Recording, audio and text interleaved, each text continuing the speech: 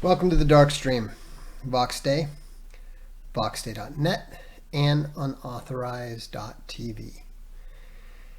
Thanks for tuning in. We've already got nearly 10 folks on unauthorized, and I'm told audio and video are good by the DLive folks. So it's going to be an interesting conversation tonight, I think, because there's obviously been a tremendous amount of stuff going on, a lot of crazy stuff coming out about the Gaza attacks, what people knew about it, who didn't know, what happened, what didn't happen. The mainstream media has been completely over the top. I mean, we thought Ukraine was over the top, but it doesn't even begin to compare with what we're seeing just in 3 days after these Gaza attacks, which, compared to, it's really remarkable, because if you compare the number of people that have unfortunately perished on both sides with the Israelis and the Palestinians, it doesn't even begin to come close to how many Ukrainians are dying, on a weekly, if not daily basis. But let's face it, if you're looking for people to put things in perspective, the very last people you can expect to hear that from is the mainstream media. They have their job to do.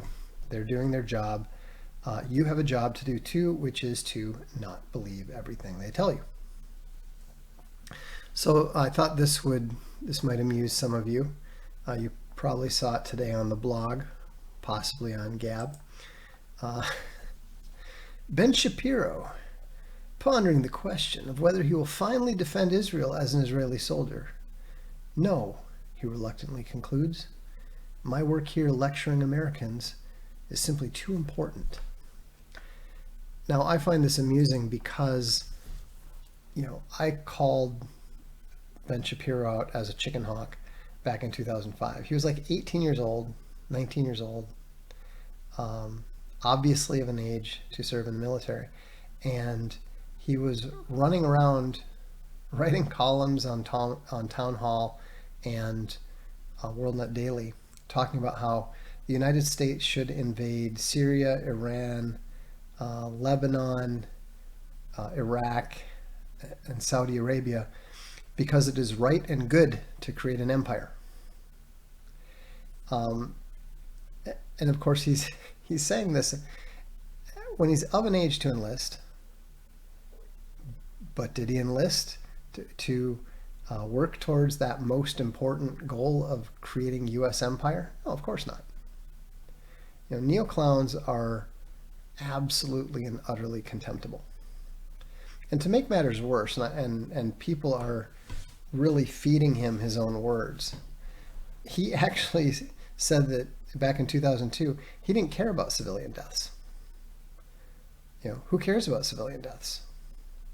He said the life of, what was it, I can't remember exactly. It's like the life of 100 Palestinian civilians is not worth the life of one Israeli soldier. Well, then why do you expect anyone to give a flying fragment of a rat's ass about some Israeli civilians getting killed?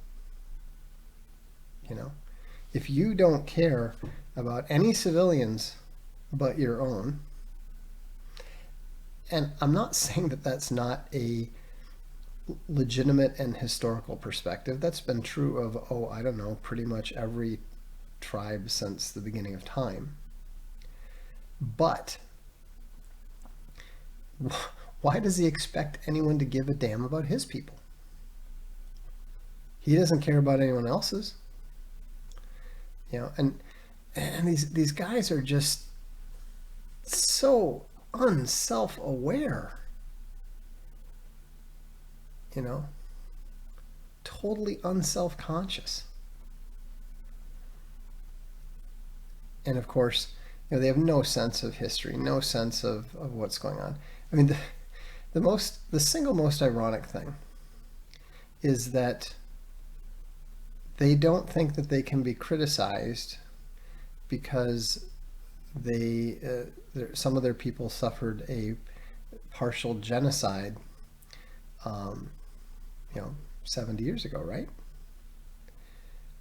And yet their entire claim to the very land that they're claiming, their very justification for that land is based on a genocide that they committed by their own account.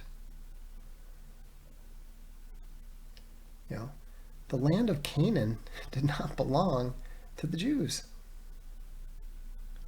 It belonged to the Canaanites. And then the funniest thing is that, well, God told us that we could kill all of them and take it. You're an atheist. I mean, the total absurdity of the arguments is just nonsensical. Now, don't get me wrong. I do support the state of Israel. I do support Israel, being able to defend itself. There needs to be a Jewish nation somewhere, and the only question is, do you want it in New York? Do you want it in Hollywood? Or do you want it where a lot of them want to live in Jerusalem? Fine. But the reality is that there's also the Palestinians there. And so, there has to be found a solution that doesn't involve lethal violence, because, at least, from a pro-Israel perspective, no, I'm probably not talking very loud. You're not going to win over time. Just because you've been successful in the past doesn't mean that you're going to be successful in the future. History is absolutely littered with kingdoms and empires that have fallen over time, after long periods of time. The Sumerians, the Babylonians, the Romans, the Ottomans, right? And so but I've talked to some of my friends in Israel, and they're a little bit, I won't say despairing, but they are a little bit concerned about the complete lack of long-term thinking over there, which is exactly backwards what people tend to think. But there's not a lot of evidence of that, because it's pretty clear that this event in Gaza, to whatever extent it's real, and the reason that I say that there is a question of that it's real is because they've already discovered that the girl who was plastered all over the media and was reported as being dead is apparently alive. And they're pretty much breaking out every bad guy narrative that they can come up with. We don't actually have the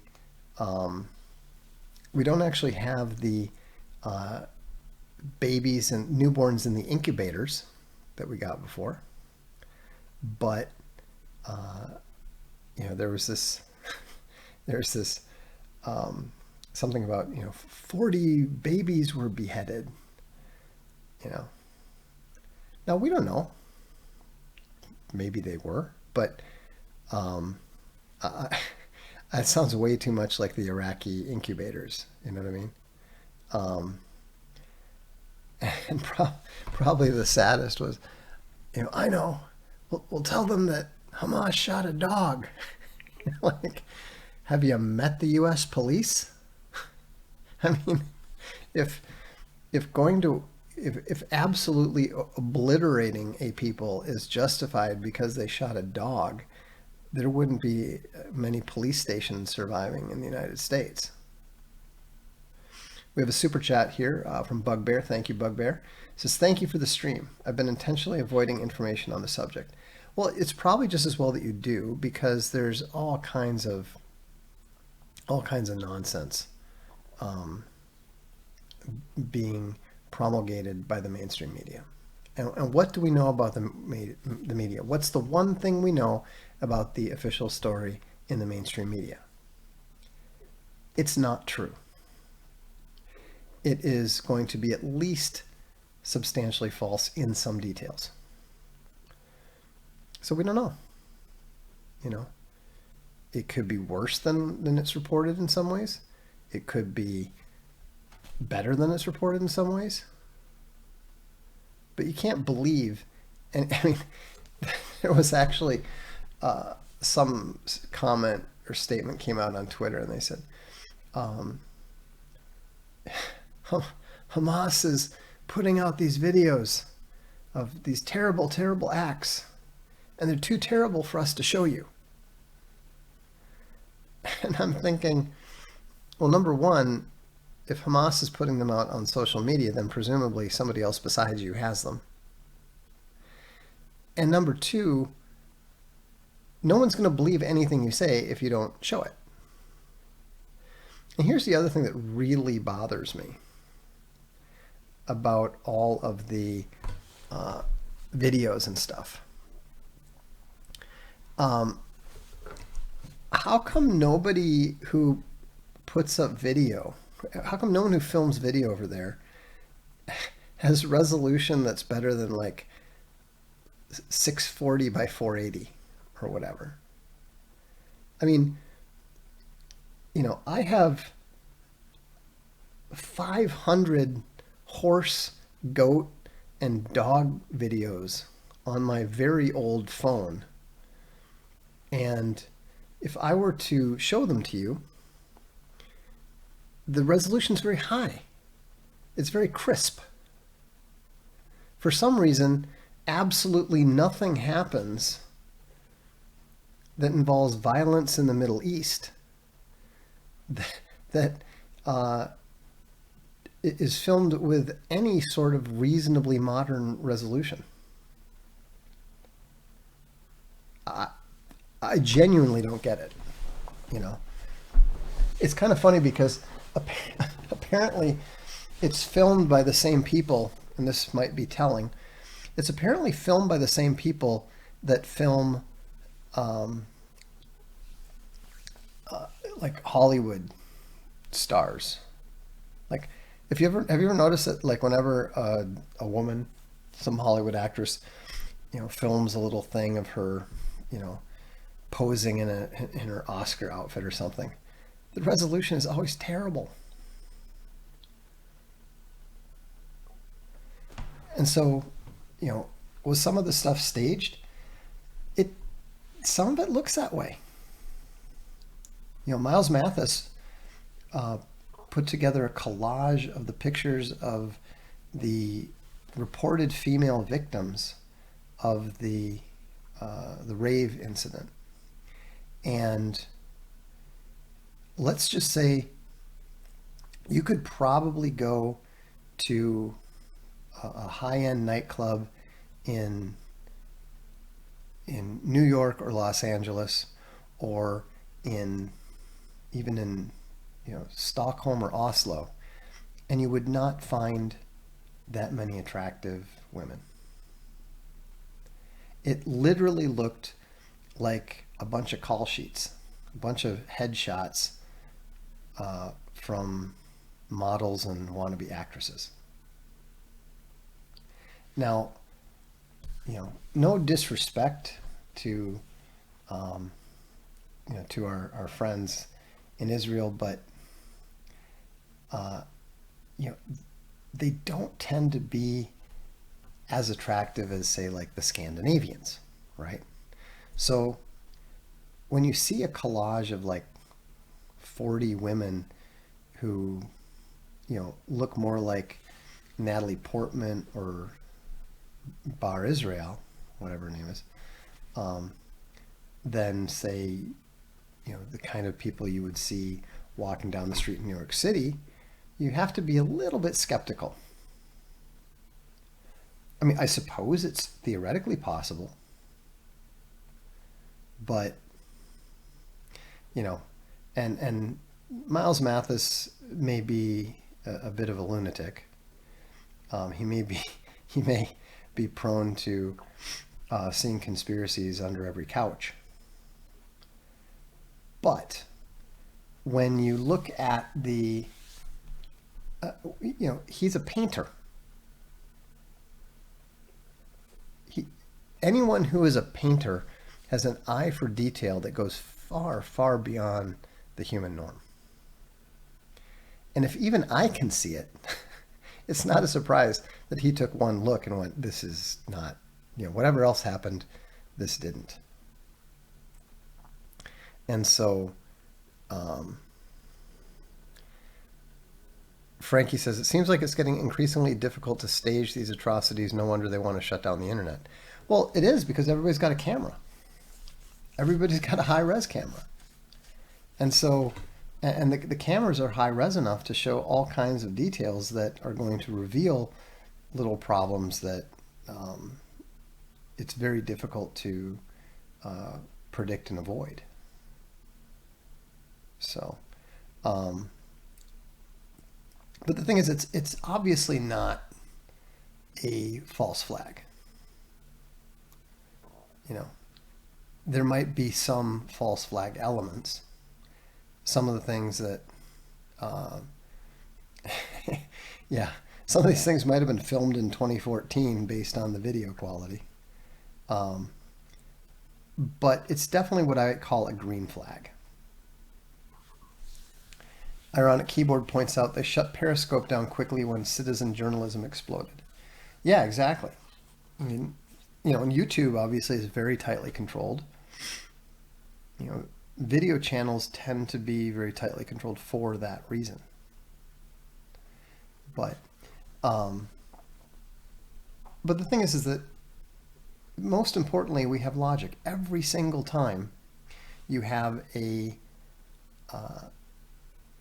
country that wants to engage in military action, it is customary for them to either engage in a false flag or more increasingly these days, you see something like Pearl Harbor, like 9/11, like these attacks that I would refer to as a green flag. People seem to like that term. They seem to, it makes sense. It's a rhetorical thing, but it fits the dialectic. Powers of Bear says, yeah, green flag is so intuitive that you really don't have to even explain its meaning. And so that's why people find it very credible when there's reports of Egyptian intelligence having told Netanyahu directly that that there was no that something was coming out of Gaza. People are beginning to rediscover, and I say rediscover because we've known it all along, that Mossad funded Hamas and was involved in establishing Hamas. And so, is it really outside the realm of possibility that the Israeli intelligence agencies have some people in Hamas? I mean, of course they have people in Hamas. We know they've got people in the White House. How difficult can it be for them to have people in, in Gaza, the West Bank? I mean, that's how they get most of their intelligence. And here's the funniest thing, and this is why it's so dangerous to lie. The reason it's so dangerous to lie about stuff is that it essentially eliminates your ability to not just tell the truth, but even talk later. Think about this.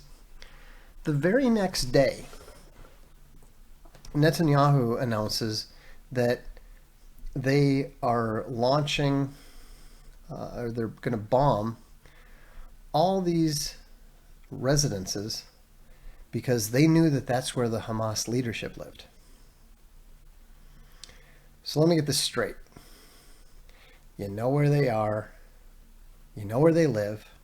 Your intelligence is so good that you know where they are at all times, but you have no idea that they're planning an attack of this magnitude.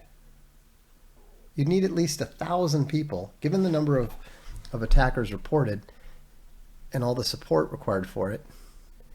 You need at least 1,000 people to know what's going on. There's no way. There's no way. Matty Ice points out, it's odd that people have no problem believing others can commit atrocities, but not allow them. Well, I think a lot more people understand post-COVID that governments are perfectly willing to kill their own citizens. Now, this should not be a surprise. You know, I went to write a book called The Red Hand of Government, and it was focused on the death toll of all the people that government had killed, its own people. And, you know, I proved that you're much more likely to be killed by your own government than by any soldiers or accidents or anything else. You know, if you're a human being on the planet, the most dangerous thing to you is your own government. Kontiki says, U.S. or all governments. And so why, given that this is the most lethal danger to any human on the planet, how is it a reasonable response to say, well, no, the Israeli government would never permit its citizens to be slaughtered. The Israeli government would never allow terrorists to enter freely and take out people in the settlements, people in the illegal settlements who are a massive pain in the ass to the Israeli government. Furthermore, if a bunch of these people who are a major pain in the ass to the U.S. government or to the Israeli government are attacked and killed, then we can pursue our objectives. We want to have an excuse to ethnically cleanse Gaza. We want to have an excuse to go to war with Iran. Now, let's just build a hypothetical scenario here. This is just and they vaxxed most of the people anyhow. They vaxxed them. So you're going to tell me that they really care about protecting them.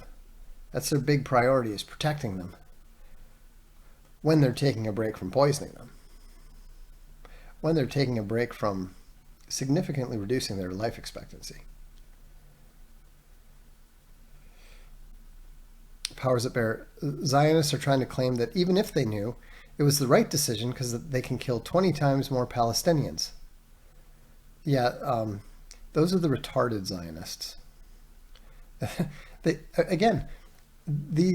Some of these people have no self-awareness. They don't understand how that sounds to literally everyone else. Yeah, I have absolutely no doubt that the Israeli Defense Forces have no problem, more than accounting for themselves against the Palestinians. Fair enough. They probably still account for themselves pretty well against the other Arab nations. But the great Israeli general Moshe Dayan, who is actually acquainted with my Uncle Chuck, he was once asked, what is the secret for the amazing success of the Israeli Defense Forces? And Dayan said, fighting Arabs. Even the U.S. military doesn't grasp yet how overrated it is. I'm not saying the IDF. The IDF is overrated, but the U.S. military is overrated too.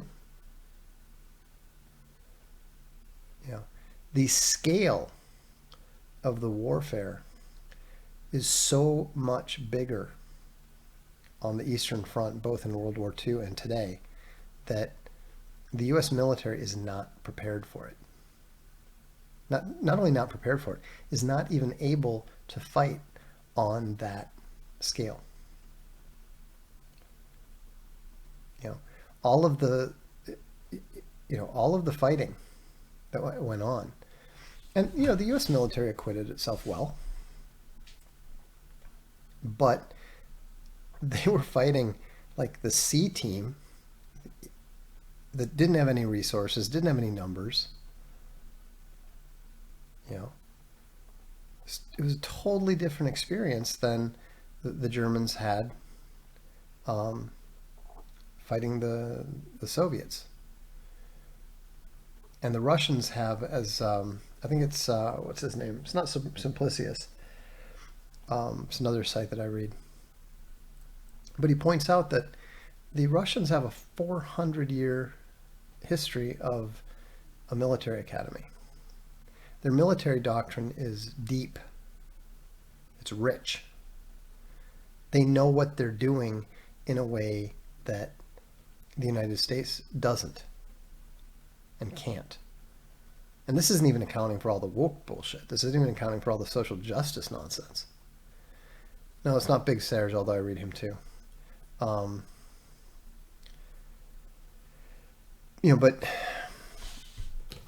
the world is not what we think it is for the most part. You've got small regional powers, you've got big regional powers.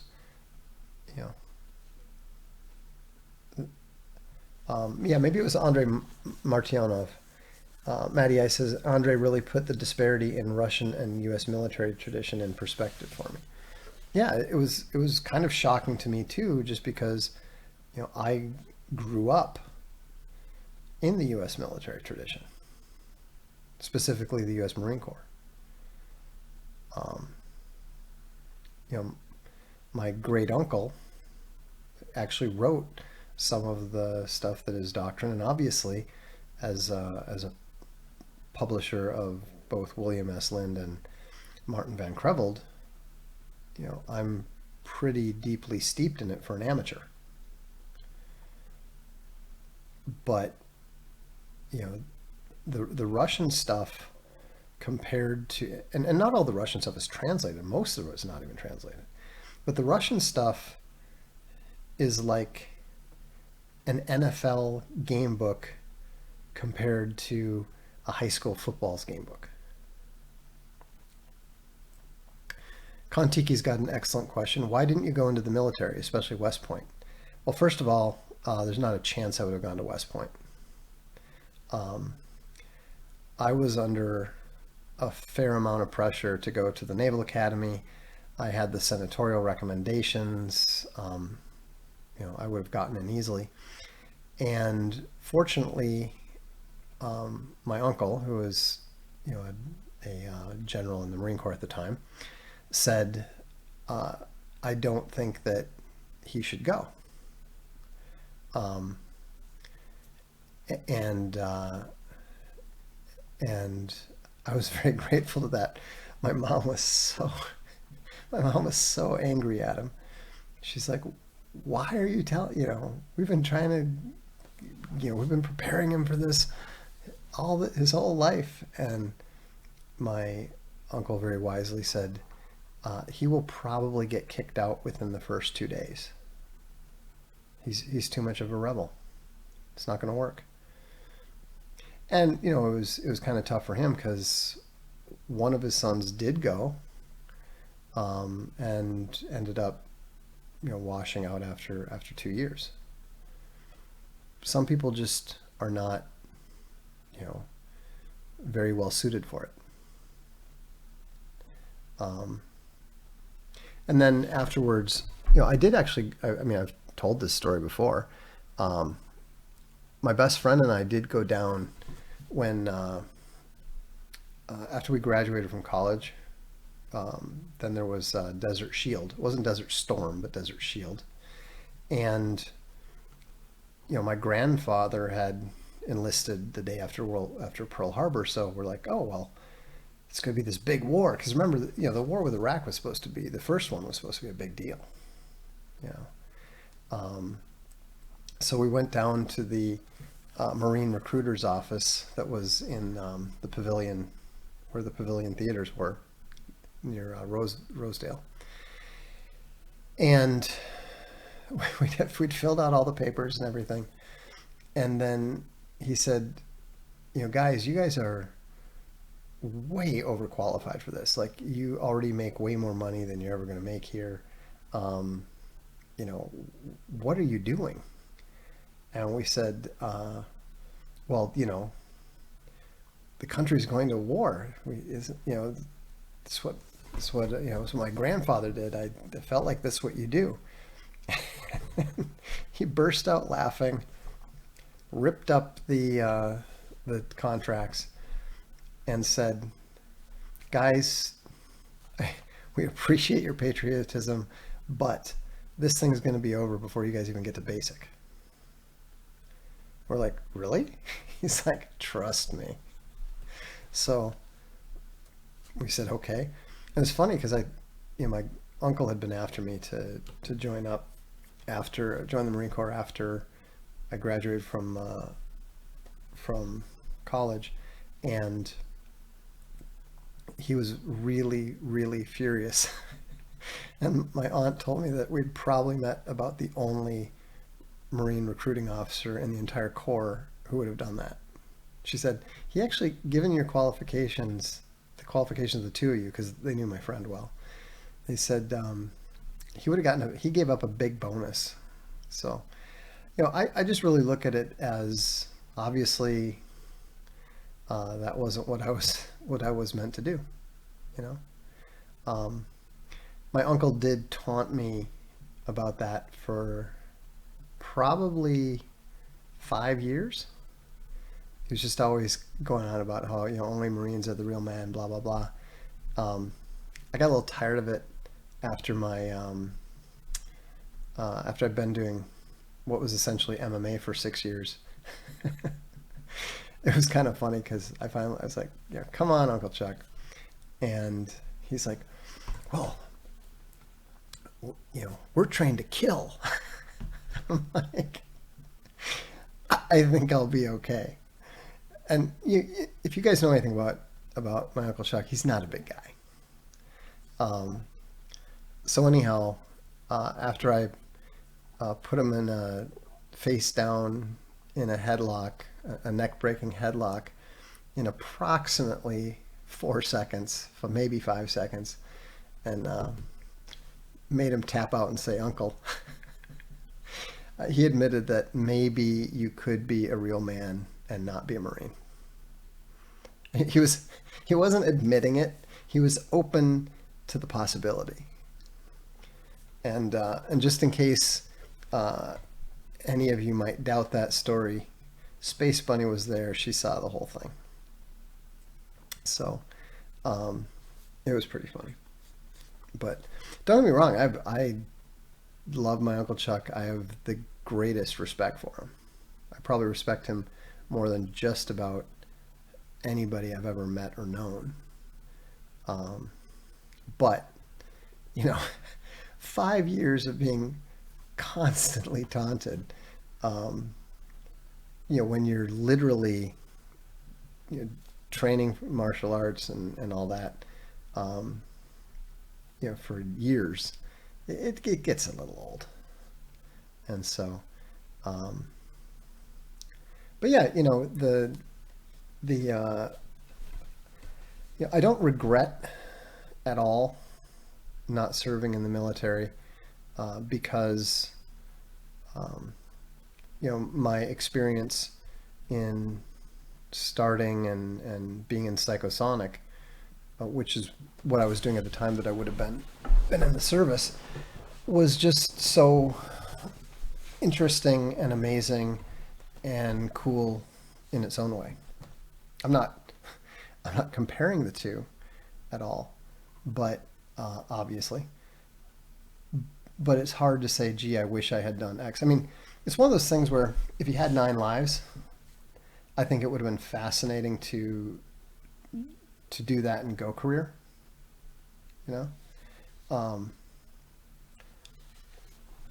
I expect I probably would have done well. I certainly had the connections and everything. But I don't think. I mean, if you think about it, I'm in my early 50s. There's no way that I would have survived the career-wise, that I would have survived the political morass that it's become. Matty says, it could have been you fake crying on Israel for national TV. See, that's the problem. That would never happen. And so, the military being a fundamentally, Avalanche points out, yeah, you would have been kicked out for not getting vaccinated. Yeah. So anyhow, I just thought it was really interesting that my uncle saw that I wasn't Naval Academy material, and I can't argue with him at all. In fairness, I was surprised that my cousin went, and I wasn't surprised that he washed out.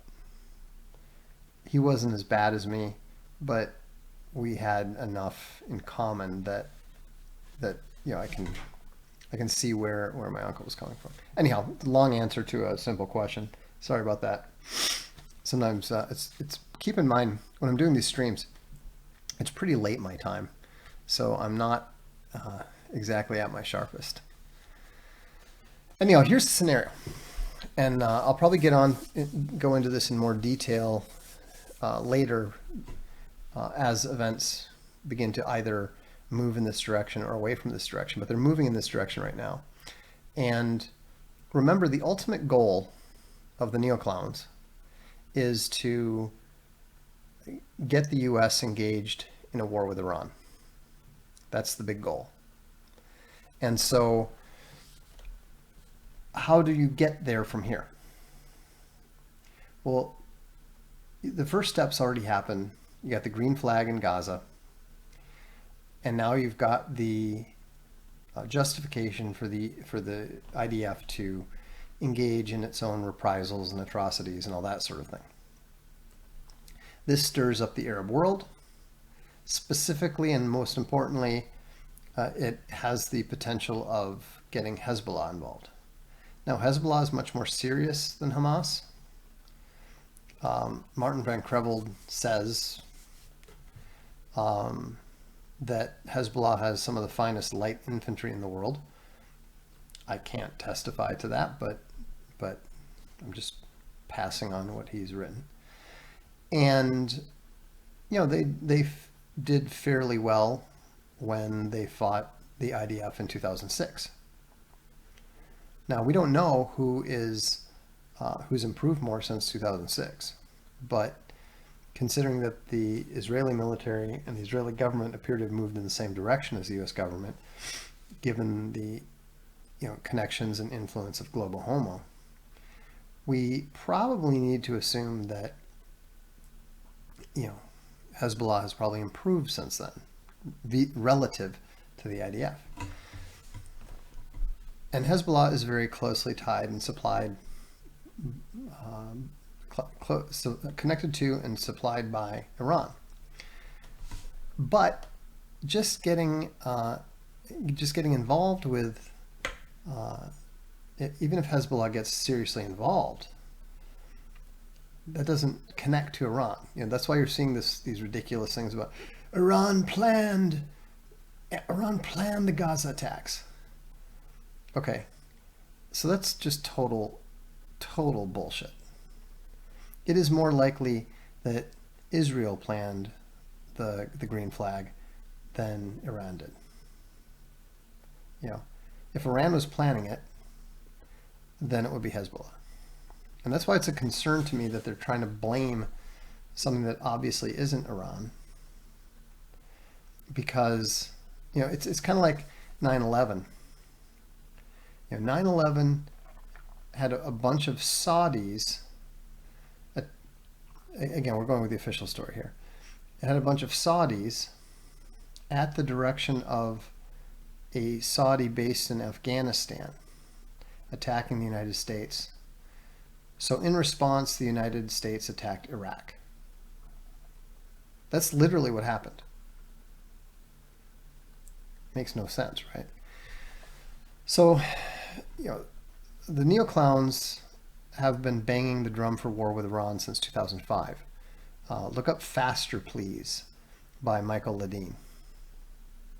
The funny thing is, I actually, other than his neoclown, let's have America build Israel an empire in the Middle East, I actually like Ledeen's non-Middle East related stuff. He's got a deep interest in Italy, and he's written some good stuff on it. But he was ending every column for a while. He might even still be doing it. He was ending every column for a while with "Faster, please," which was supposed to be his, Carthago delenda est sort of thing. The point is that this desired war with Iran is, pushed, or it's 2005. So it's been going on for 18 years. So anyhow, the concern is the U.S. just moved its most useless aircraft carrier into the Mediterranean, and over on the Middle Eastern side of the Mediterranean, the USS Gerald Ford. It's a real problem ship. It's not well designed. It's basically the World War III equivalent of the USS Ranger in World War II. You haven't heard of the Ranger because the Ranger was so worthless that they basically just ended up using it to train pilots to land on. So my concern would be that if Israel USS Liberties the USS Ford, and then it gets blamed on Iran, then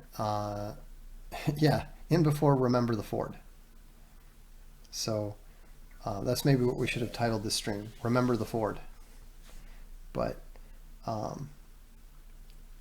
these sorts of false flags, green flags, often involve ships. Remember the Maine was a narrative that justified war with Spain. And so, if you hear that the Ford is attacked or sunk, it's fake. Whoever they blame for it didn't do it. Yeah, the Lusitania, the Maine. There also the Gulf of Tonkin incident was used to justify U.S. military actions in Vietnam. And so, uh, that would be the scenario that I would be concerned about. North Star Bear asks a good question. Why do they want war with Iran in the first place? Well, they fear, Israel fears war with Iran, which is why they want the U.S. to fight Iran, either in their place or with them. Because Israel probably can't beat Iran. They don't fear the Arab nations, but the Persians are a different gang. The Persians are, they have a long, long, long and respectable military history. I don't know if the Parthians were actually Persians or not, but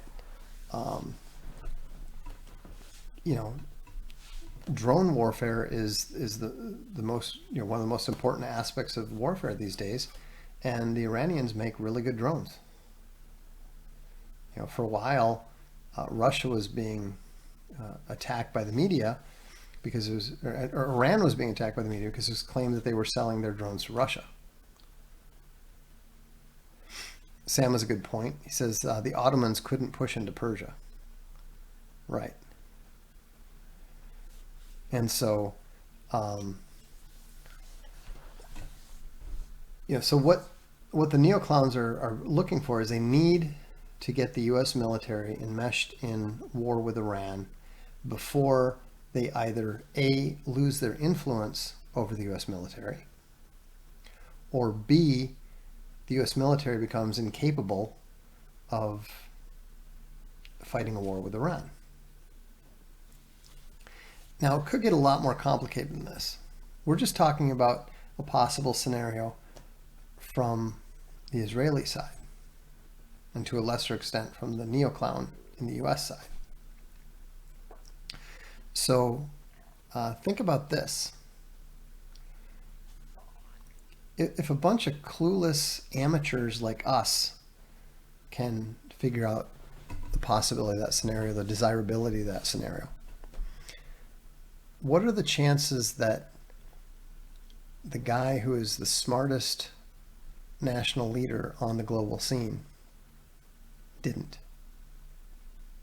If I can think of this, what are the chances that the chief ideologist of the Chinese Communist Party, who was 12 years ahead of me on pretty much everything, what are the chances that they didn't see it? And so, what we could see is that this green flag was actually inspired by either Russia or more likely China. China actually knows Israel pretty well. And so all of this stuff that the neoclowns think they're getting away with might actually be playing into the long-term World War III plans of the Sino-Russian Iranian alliance. I have no idea. Just to be clear, this is just like a game designer holistic approach.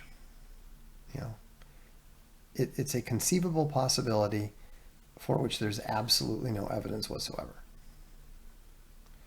But it does point out the difficulty of actually having any idea what's going on. We have a very generous super chat from Graced Bear. Small show of gratitude. I'm retarded. Hope this helps a smidge back to listening. Well, it never hurts to pay the retardery away. Dan and Georgia says, so many Israel First churches around here. Yeah, it's such bad theology that's embarrassing. It's like demonstrating that your pastor doesn't read the Bible. Your thoughts on China's reaction? Well, China's reaction is typical. Totally non-committal, totally refusing to play along with the media narrative. You know, China has made it clear that they're pro-Palestinian, and for some reason my monitor just went to sleep, I think. Let me see if I can get it back. Oh, there we go.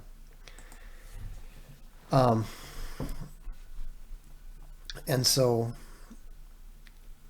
you know, the important thing is to understand how little we know, and that what we think we know may or may not be real. And even if it's real, the explanation that we're getting for it is probably less than entirely accurate if it's coming from the mainstream media. So, you know, don't get your panties in a bunch.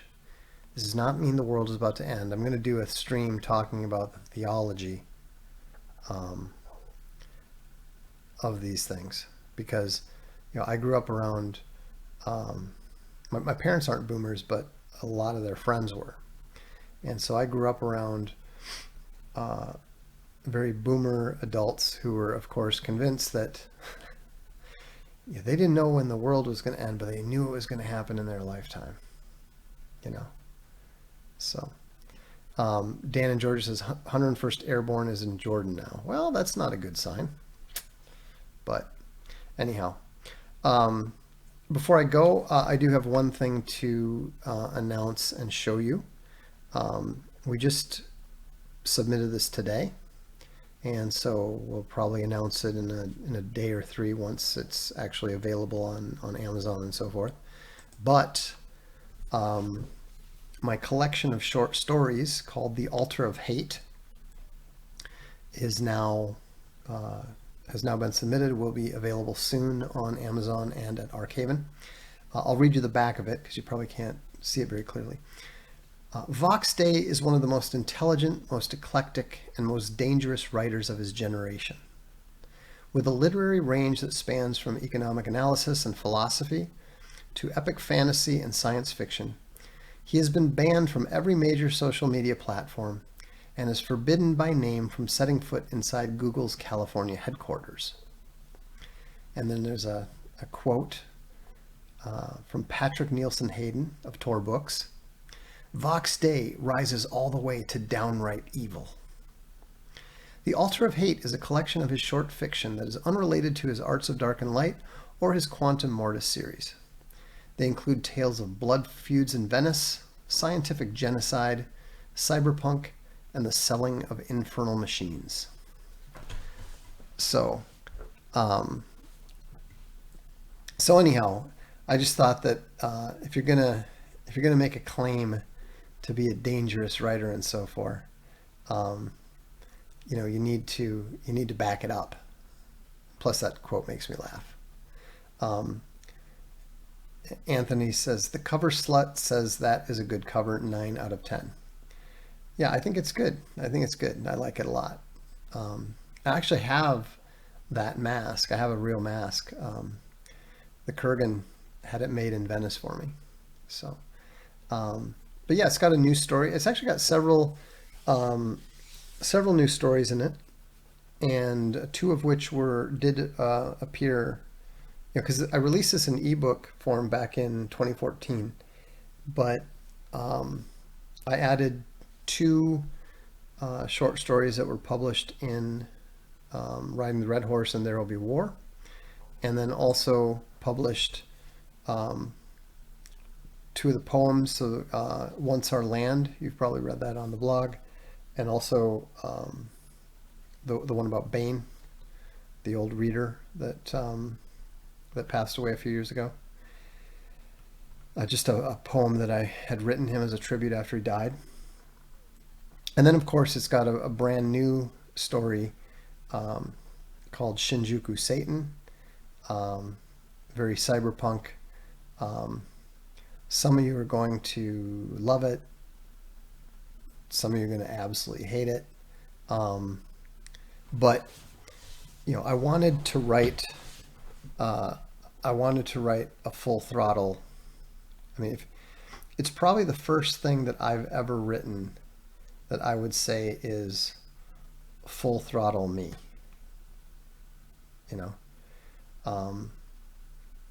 For various reasons, I've always felt the need to sort of hold back a little, restrain myself a little, that sort of thing. I'm at the age now where, I don't have a literary career. Um, Dan and George says, The Throne of Bones and How to Succeed Like a Dark Lord is disturbing. Yeah, you might not like this whole collection all that well. Maddie I says, the one from the blog, the intro is pretty slick. Yeah, that's the one. To be honest, I honestly think a more accurate title would have been Shinjuku Nichi, but it doesn't have the same ring to it. You know what I mean? And so, you know,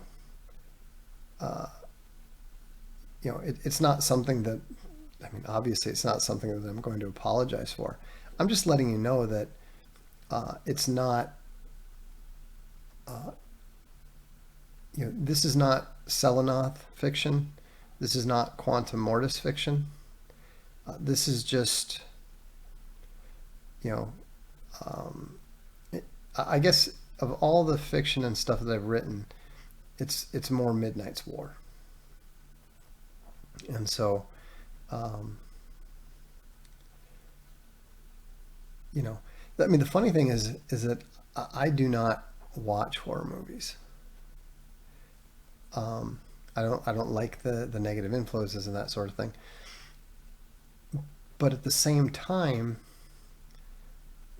I feel like if I'm painting a picture with words, I prefer to use the entire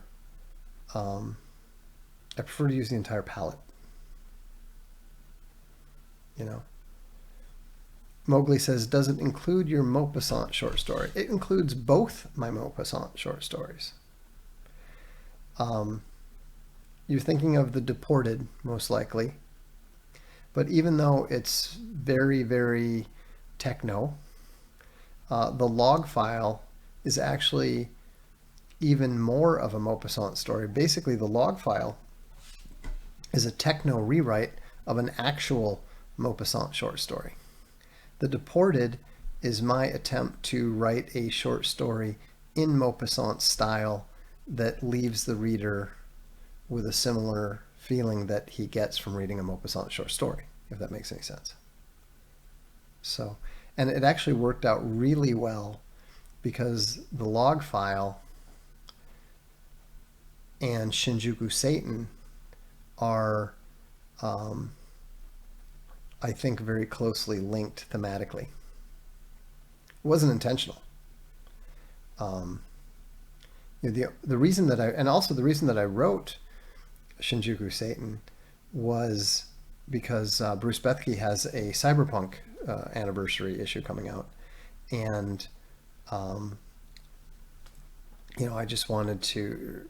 I thought, oh well, in case he needs a story, I'll write it. The thing I forgot is that Bruce still has good relations with the wider science fiction writing community, and so I have a feeling that if he was to publish one of my stories, he'd probably lose like 5 to 10 other submissions that he was planning to publish. So anyhow, I hope you'll consider picking up a copy of the hardcover. This is going to be published not in paperback, but oops, wrong one. This is going to be published in hardcover.